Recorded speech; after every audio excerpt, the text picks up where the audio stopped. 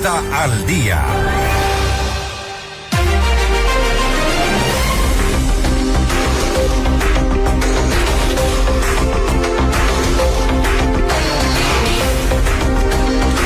6:41 a.m. Seguimos en Notimundo al Día. Según un informe publicado por la Fundación Ciudadanía y Desarrollo, el primer semestre del 2025 dibuja un panorama fiscal desafiante para Ecuador, marcando un déficit en el presupuesto general del Estado que supera los 1.700 millones de dólares.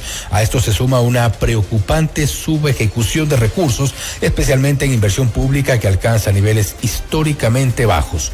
A propósito de este tema, estamos ya en los estudios de FM Mundo a madrugada. Mauricio Alarcón, director ejecutivo de la Fundación Ciudadanía y Desarrollo. Gracias por estar aquí, Mauricio, bienvenido. Fausto, buen día. Siempre es un gusto madrugar para estar acá en FM Mundo. Qué bueno, por supuesto que sí, gracias.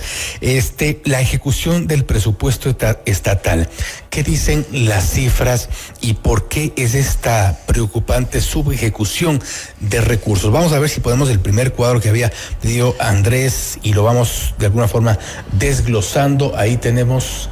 Y Fausto, si alcanzar a verlo. Ahí quizá está. A partir de un punto. Desde hace varios años el Observatorio de Gasto Público de Ciudadanía y Desarrollo viene monitoreando el tema de la ejecución presupuestaria. No es nuevo, no es un tema a propósito de cierta coyuntura, no.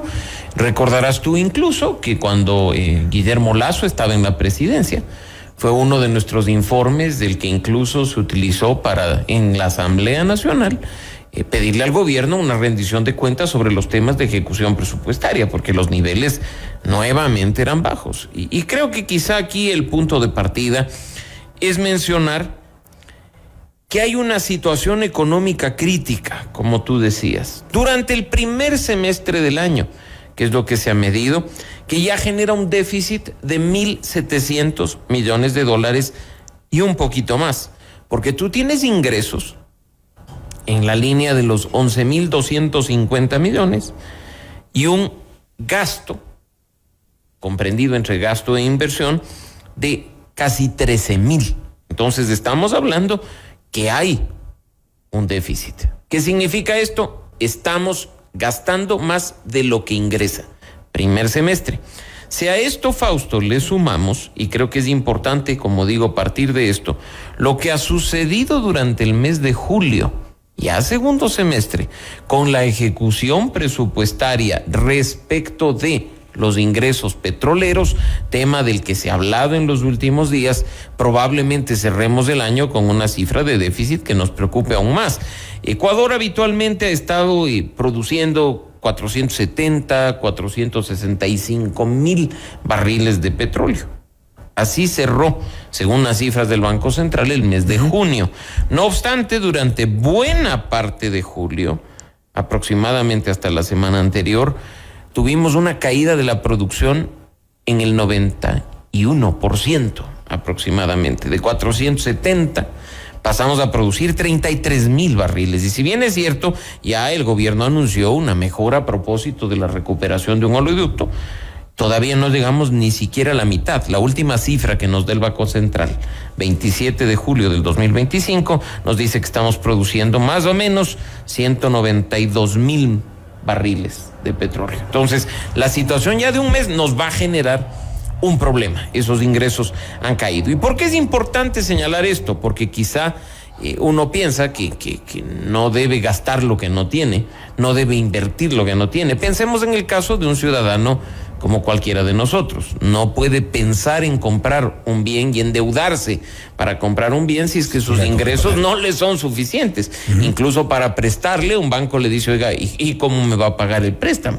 Entonces ahí es cuando empezamos a ver una situación desafiante en lo económico para este año 2025. Y eso no es cuestión ni de buen gobierno ni de mal gobierno, sino un asunto que se viene arrastrando desde hace varios años, producto de mantener el mismo esquema de ingresos y en algún momento, similar de gastos. En algún momento incluso se elaboró un informe en Contraloría, me refiero hace unos dos gobiernos antes, en el cual se establecía que muchos de los de quienes están encargados de la ejecución presupuestaria se frenaban de hacerlo precisamente por los problemas que eso traía con Contraloría General del Estado. Efectivamente, y ese era uno de los temas del gobierno anterior que decía, o sea, no queremos firmar, porque luego firmamos algún tema de inversión y nos cae la Contraloría. Mira que incluso en este momento, Fausto, tú tienes el tema de los cambios que se han dado por las leyes aprobadas por la Asamblea, hasta para esos informes previos que emitía la Contraloría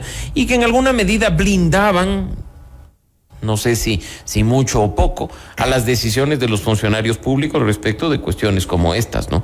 Pero indudablemente, creo que ya retomando el tema principal, el de la situación de ejecución formalmente hablando, el gobierno ha mantenido el gasto corriente, entiéndase lo que significa pagar sueldos de funcionarios, pues esos son la fuente primaria de servicio público para la ciudadanía, de gestión pública, policías, médicos, las personas de las Fuerzas Armadas, los educadores, los funcionarios. Sí, ese gasto corriente se ha mantenido, pero ha caído el tema de la inversión. Entiéndase sobre todo obra pública, infraestructura o dotación de equipamiento para el tema del combate a la inseguridad.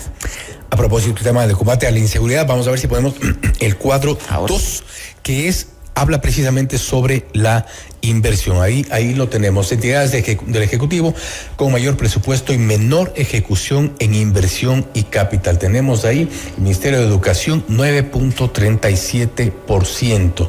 Vamos al Ministerio de Salud Pública, 11.86%. De Transporte, 19.14%. Y Ministerio de Defensa Nacional, 10.01%.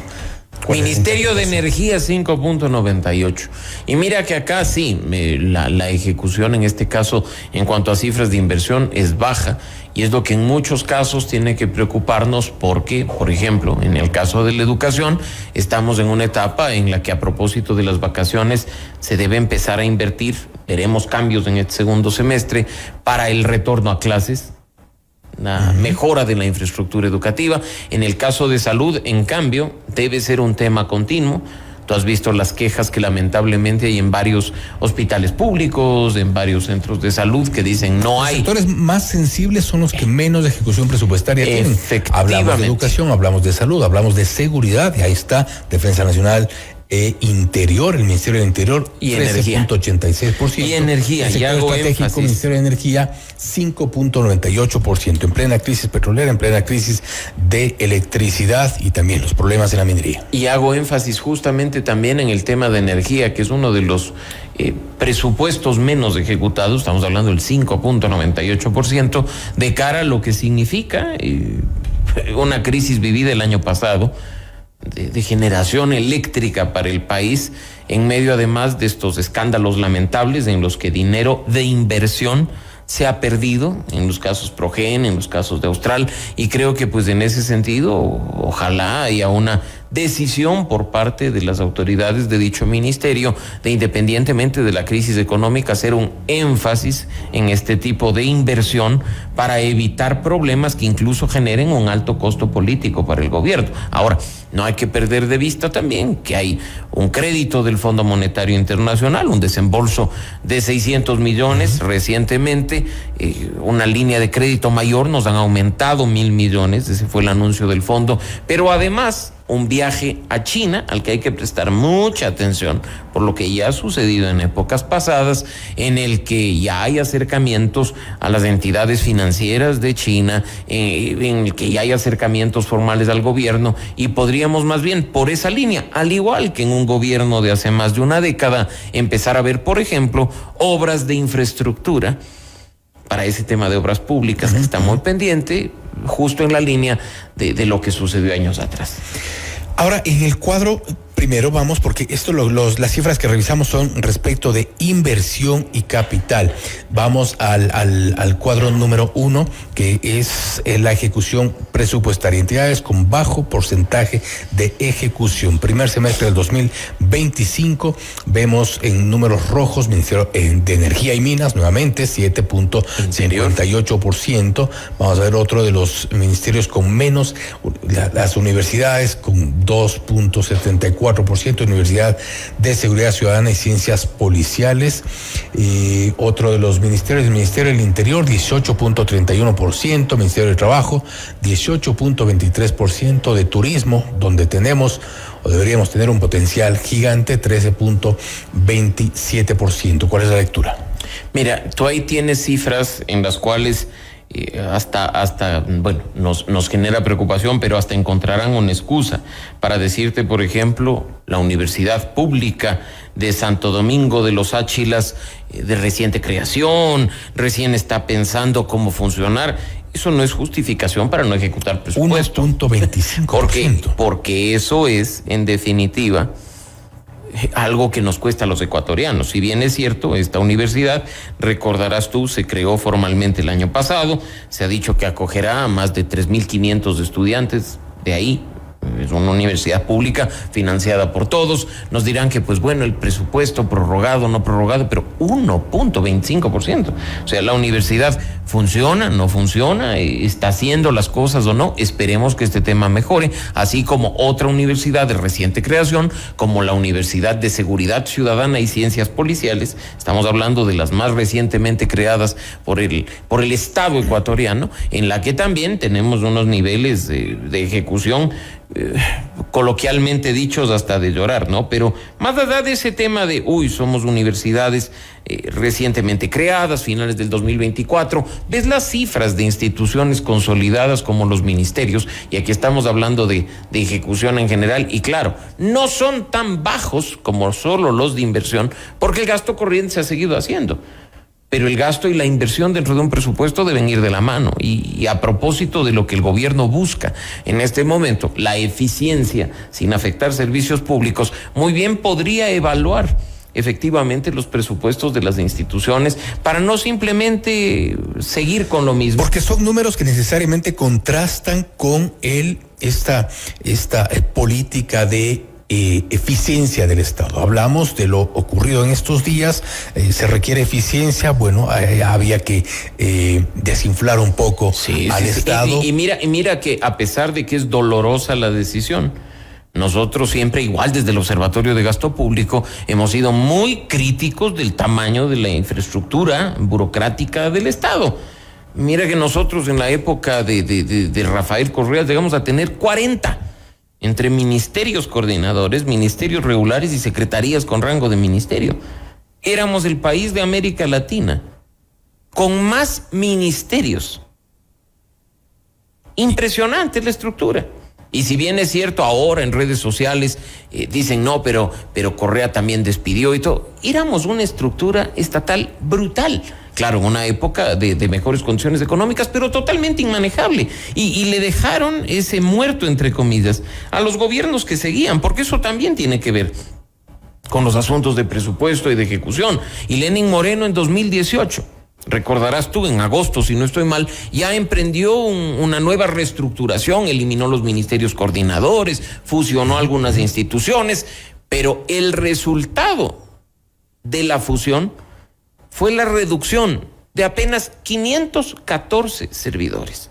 Ahora hay que ver si de la mano de esa desvinculación de más de 5,000 que ya ha anunciado el gobierno, también se genera esa desvinculación, así sea de los 500 que en la época de Lenín Moreno también se desvincularon, ¿no? El impacto sí no es tan fuerte, no quiero ser indolente, es una situación dura, crítica como estamos viendo, pero claro, respecto de un aparato burocrático de más de 400,000 funcionarios, el impacto es de poco más del 1%. Ahora, lo que corresponde en estos casos es evaluar técnicamente, y también monitorear el funcionamiento de las estructuras al interior de los ministerios y las secretarías, hacer las reformas que corresponda sin afectar la eficiencia y en función de ello, de nuevo, tener claro lo que significa un presupuesto, porque ahora lamentablemente se sigue arrastrando el presupuesto.